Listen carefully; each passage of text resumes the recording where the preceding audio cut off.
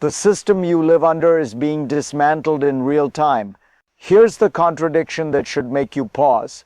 The louder the headlines scream chaos, incompetence, and instability, the more quietly something else seems to be happening behind the scenes. Alliances that once looked permanent are suddenly questioned. Rules that were never supposed to bend are treated like suggestions. And decisions that affect your money, your safety, and your future are being made as if the old playbook no longer applies. This matters to you because these systems decide whether inflation sticks, whether wars expand or freeze, whether power stays close to voters or drifts upward into institutions you never elected. What looks like disorder on the surface may actually be an intentional stress test of the entire post-war order. But here's the part nobody explains clearly. If this isn't random, then it isn't reckless either. It means the confusion is serving a purpose. It means the real conflict isn't where you're being told to look. And it means the next moves won't be announced ahead of time, because once you see who benefits from the breakdown, you start asking a very different question. What's happening now didn't start with a single speech, election, or crisis. It's unfolding through a series of moves that only make sense when you stop treating them as isolated events. A treaty questioned here, a decades-old alliance strained there, long-standing assumptions quietly discarded without replacement. You're shown fragments, never the full shape. The core event isn't a scandal or a headline. It's a shift in how power itself is being organized. For nearly 80 years, one framework governed trade, security, finance, and war. It rewarded predictability, permanent alliances, and centralized decision-making. That framework is now being treated as optional, not reformed, not updated, bypassed. Notice the pattern. The language stays vague. The explanations feel incomplete. Decisions arrive before consensus, not after. This isn't how institutions behave when they're confident. It's how they behave when the ground underneath them is moving. Now here's the question that reframes everything. If this were truly chaos, why do the same types of structures keep absorbing the damage? And why do the disruptions keep pointing in the same direction? Because once a pattern emerges, randomness disappears. The strongest claim hiding in plain sight is this: the system isn't being neglected, it's being confronted. Look at what's actually happening, not how it's being described. Structures that once acted as automatic extensions of power are suddenly treated as negotiable. Security commitments are questioned instead of renewed. Economic arrangements are revisited instead of reaffirmed. And instead of reinforcing the post-war architecture, decisions keep undercutting its foundations. Here's the concrete detail that matters. These moves aren't followed by apologies or walkbacks. There's no rush to restore normal. When pressure builds, the response isn't reassurance. It's silence, delay, or deflection. That tells you this isn't an accident. And notice what's missing. There's no alternative grand plan being rolled out publicly. No replacement doctrine announced with fanfare. No new consensus offered to calm markets or allies. That absence is the signal. When power wants debate, it explains. When power wants space, it withholds. This is where the story flips. What looks like indecision starts to resemble leverage. By keeping everyone reacting instead of coordinating, the system that once enforced order is forced to defend itself. And once a system is defending instead of directing, it's already losing ground. This is where the situation escalates, not with a single dramatic moment, but with normalization. Things that would have been unthinkable a decade ago now pass with a shrug. A frozen alliance here, a stalled agreement there. Signals that once would have triggered emergency summits now get buried under routine briefings. We've seen this pattern before, just never at this scale. When an old system starts to fail, it doesn't collapse all at once. It stretches, it improvises, it pretends continuity while quietly lowering expectations. What used to be red lines become talking points. What used to be guarantees turn into case-by-case decisions. Now watch how fast this becomes familiar. Markets adjust, media reframes, officials repeat the word uncertainty as if it's weather, not strategy. And over time, the abnormal becomes the baseline. That's not stability. That's adaptation under pressure. Here's why that detail changes everything. A system that relies on habit survives only as long as people expect it to. The moment leaders start acting as if those habits no longer bind them, the system's authority drains away.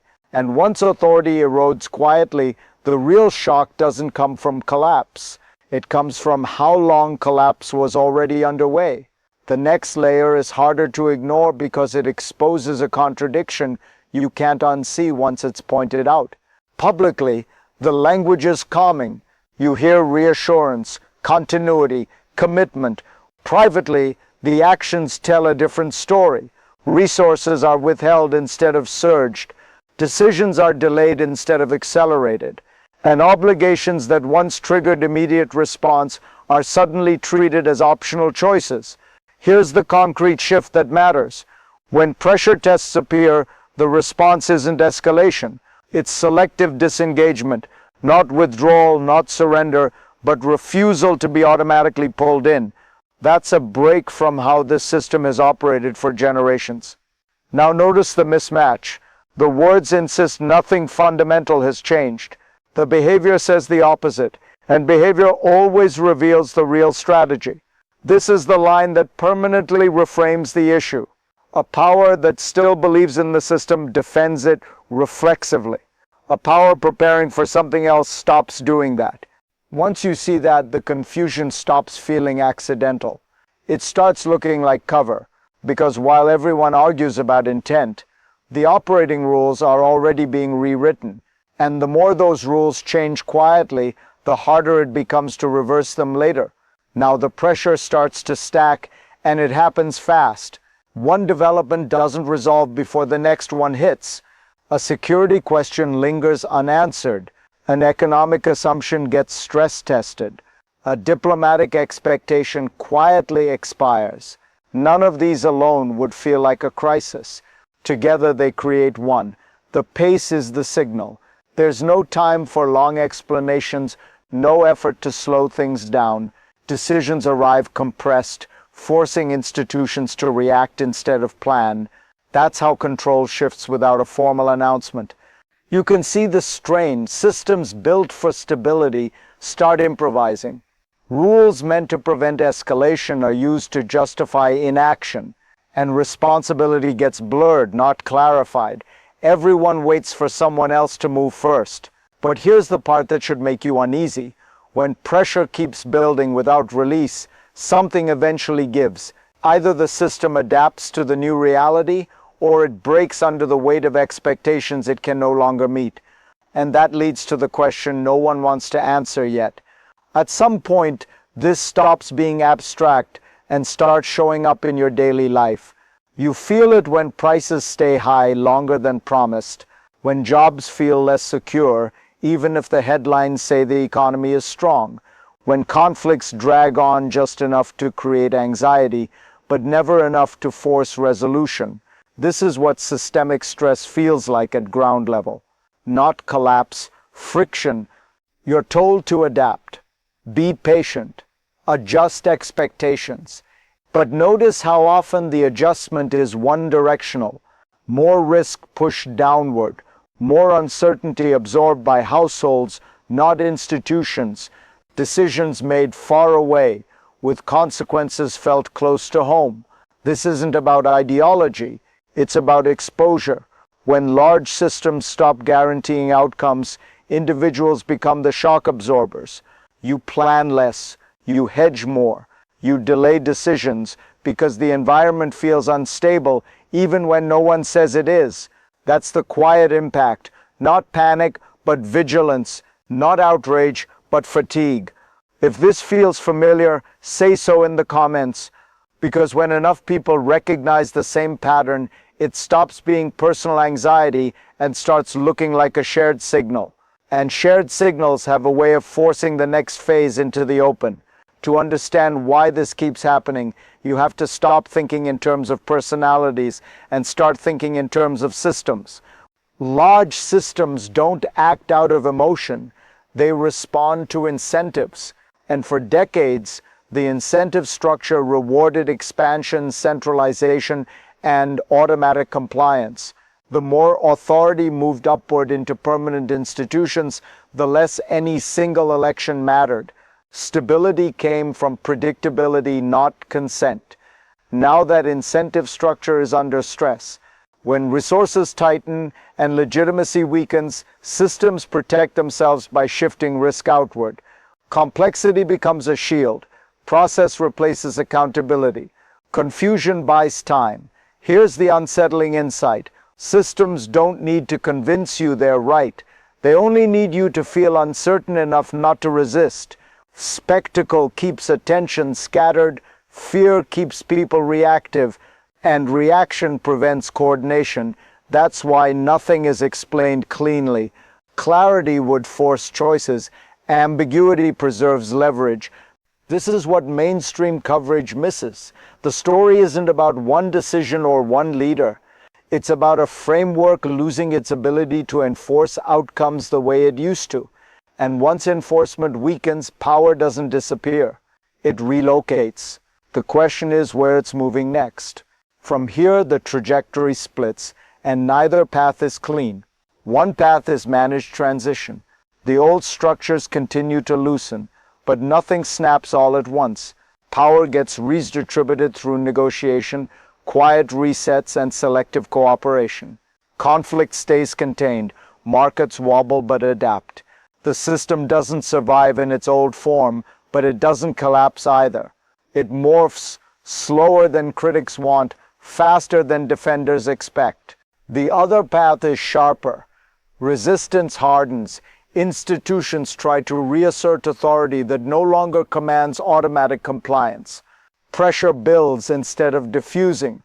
Small confrontations multiply, and a single miscalculation turns stress into rupture, not because anyone planned it, but because momentum outran control. What matters is that neither outcome is fully in anyone's hands anymore. Too many actors are moving at once. Too many incentives are misaligned. Once a system reaches this stage, intention matters less than timing. Now watch the signals. Shorter deadlines, harder language, less room for ambiguity. Those aren't random. They're signs that the next move is being forced, not chosen. And when moves are forced, they tend to arrive faster than anyone expects. Which brings us to the final question. What does all of this actually mean when you step back far enough to see the whole shape? When you pull back far enough, one insight cuts through everything else. What looks like instability isn't the story. The story is that a system built on habit is encountering actors who no longer treat habit as binding. Once that happens, every rule becomes conditional, every guarantee becomes negotiable, and every assumption becomes a liability. That's why the signals feel contradictory. Order and disorder are happening at the same time. Control is being loosened in some places and tightened in others. And the confusion isn't proof of failure. It's the byproduct of transition. Here's the reframing that matters. This isn't about whether the old system was good or bad. It's about whether it can still enforce outcomes in a world that no longer moves at its pace. The next phase won't be announced with a headline. It will show up as another temporary decision, another exception, another delay that quietly becomes permanent. And once you recognize that pattern, you start seeing it everywhere. If you want to keep tracking where this is heading and what the next pressure point will be, follow and subscribe, because this story isn't ending. It's just changing shape.